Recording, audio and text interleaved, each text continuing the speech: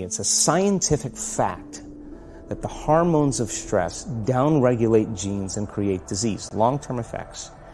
Human beings, because of the size of the neocortex, we can turn on the stress response just by thought alone. We can think about our problems and turn on those chemicals. That means then our thoughts could make us sick. If it's possible that our thoughts could make us sick, is it possible then our thoughts could make us well? The answer is absolutely yes. Well, a habit is a redundant set of automatic, unconscious thoughts, behaviors, and emotions that's acquired through repetition. If you think about it, people wake up in the morning, they begin to think about their problems. Those problems are circuits of memories in the brain. Each one of those memories are connected to people and things at certain times and places. And if the brain is a record of the past, the moment they start their day, each one of those memories has an emotion. Emotions are the end product of past experiences. The moment they recall those memories of their problems, they all of a sudden feel unhappy. The person's entire state of being when they start their day is in the past. The familiar past will sooner or later be predictable future. And then they go through a series of routine behaviors. They get out of bed on the same side, they go to the toilet, they get a cup of coffee, they take a shower, they get dressed, they drive to work the same way, they do the same things, they see the same people, they push the same emotional buttons, and that becomes the routine, and it becomes like a program. Hardwired attitudes, beliefs, and perceptions that function like a computer program. Then a person can say with their 5% of their conscious mind, I want to be healthy, I want to be happy, I want to be free. But the body's on a whole different program. Then how do you begin to make those changes? And that's where meditation comes in, because you can teach people through practice how to change their brainwaves, slow them down. Well, the stronger the emotional reaction you have to some experience in your life, the higher the emotional quotient, the more you pay attention to the cause. And the moment the brain puts all of its attention on the cause, it takes a snapshot, and that's called a memory. Well, it turns out if you allow that emotional reaction, it's called a refractory period, to last for hours or days. Well, I had this thing happen to me 5 days ago, and I'm having one long emotional reaction. Then people, when they have an event, what they do is they keep recalling the event, because the emotions of stress hormones, the survival emotions, are saying pay attention to what happened, because you want to be prepared if it happens again. Turns out most people spend 70% of their life living in survival and living in stress. They're always anticipating the worst case scenario based on a past experience. Then you say to the person, why are you this way? And what that means from a biological standpoint is that they haven't been able to change since that event. Then the emotions from the experience tend to give the body and the brain a rush of energy. And then when those emotions influence certain thoughts, and they do, and then those thoughts create the same emotions, and those same emotions influence the same thoughts, but it's the emotion that follows the thought. Then you start thinking more corresponding thoughts equal to how you feel. Well, the redundancy of that cycle conditions the body to become the mind. So the body says, well, you've been doing this for 35 years. The body says, I want to return back to familiar territory. And if you respond to that thought as if it's true, that same thought will lead to the same choice, which will lead to the same behavior, which will create the same experience, which will produce the same emotion. Your body is your unconscious mind. In a sense, your body doesn't know the difference between the event that's taking place in your world, outer world, and what you're creating by emotion or thought alone. And people say to me, well, I can't predict my future.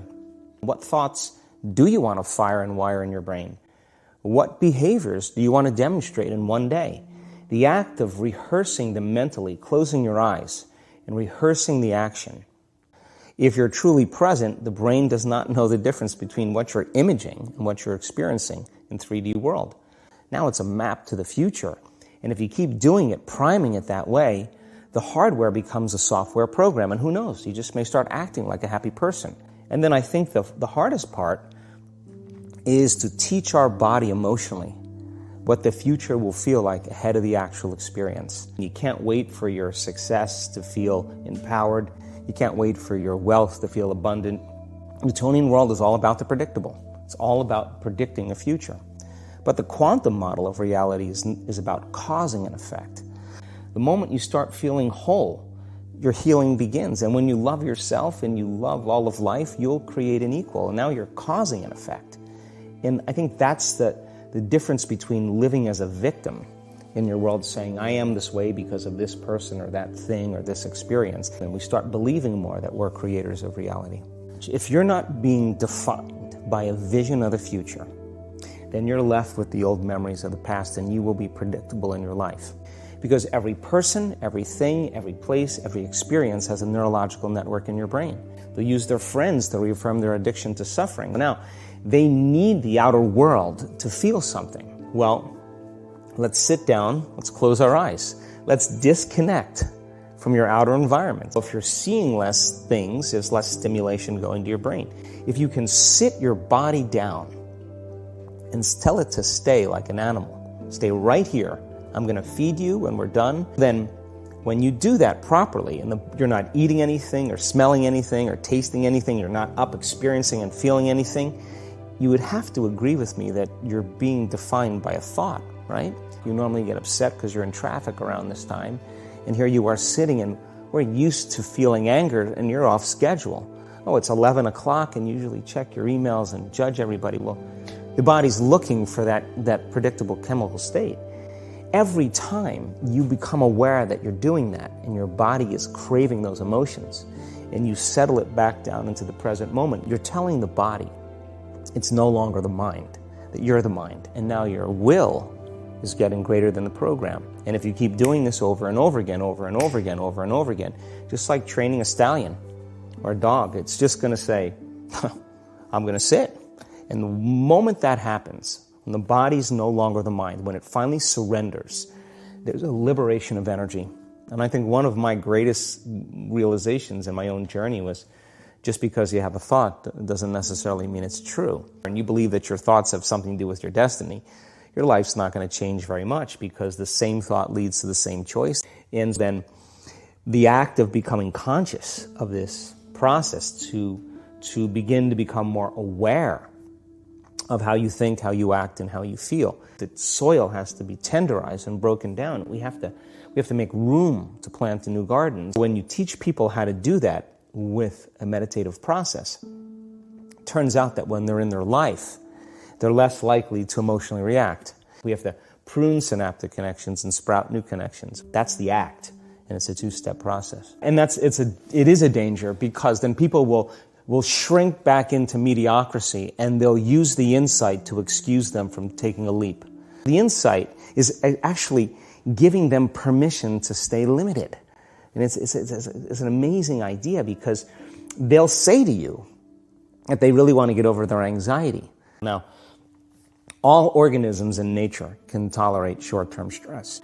But what if it's not a predator that's waiting for you outside the cave, but what if it's your coworker sitting right next to you, and all day long you're turning on those chemicals because they're pushing all your emotional buttons.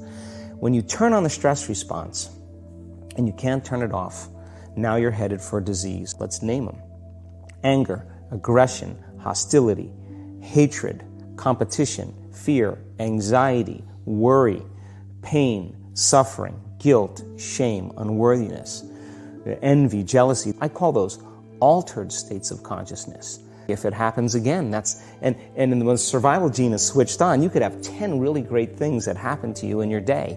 That unhappy thing, because the survival gene is switched on. Well, epigenetics, epi means above the gene. And many years ago, after the DNA helix was discovered by Watson and Crick, like 1% of people on the planet are born with a genetic condition like type 1 diabetes or Tay-Sachs disease or sickle cell anemia. The other 95 to 99% are created by lifestyle and by choices. You can take two identical twins, exact same genome. One dies at 51, the other one dies at 85. Same gene, different environment. One gets cancer after being exposed to a carcinogenic for 25 years. Is it possible then, if the environment signals the gene, and it does, and the end product of an experience in the environment is called an emotion, We've done the research on this. We measured 7,500 different gene expressions in a group of people that came to an advanced event for 4 days. And at the end of 4 days, just 4 days, the common 8 genes that were upregulated, 2 genes to suppress cancer cells and tumor growth, 2 genes for neurogenesis, the gene for oxidative stress was upregulated. Imagine if people were doing that for 3 months. That means that they got a little bit of their life back. If it had lengthened by 10%, they got 10% of their life back.